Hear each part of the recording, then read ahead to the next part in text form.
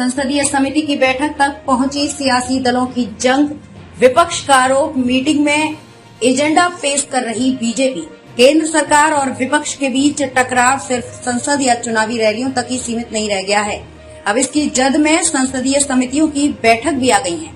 दरअसल हाल ही में आंतरिक मामलों की संसदीय समिति की बैठक में जब पूर्वोत्तर के विकास कार्यों को लेकर चर्चा चल रही थी, तब विपक्ष और समिति के प्रभारी भाजपा नेता ब्रजलाल के बीच तीखी बहस छिड़ गई।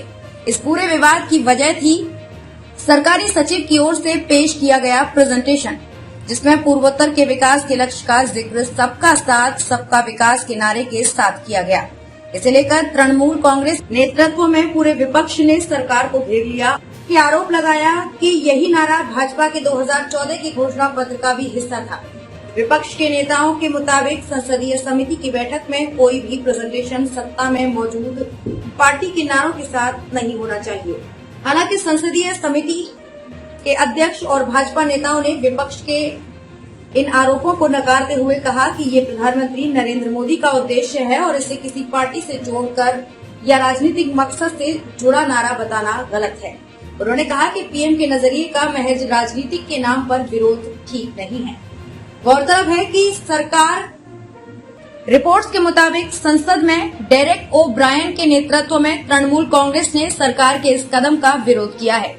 पार्टी ने फैसला किया है कि वो सभी सरकारी विभागों और मंत्रालयों को चिट्ठी लिखेगी और उनसे किसी पार्टी से जुड़े नारों के इस्तेमाल से बचने के लिए कहेगी।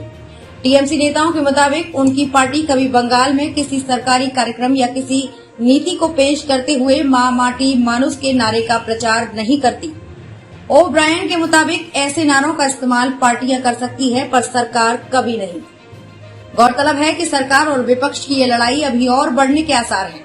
दरअसल सरकार को अभी शीत सत्र की अवधि पर फैसला करना है।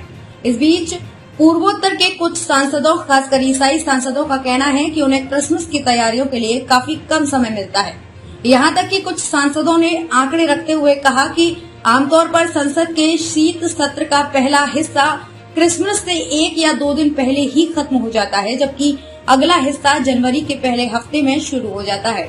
यानी उन्हें हर बार शीत सत्र की वजह से क्रिसमस, नए साल के जश्न को बीच में ही खत्म करके संसद लौटना पड़ता है।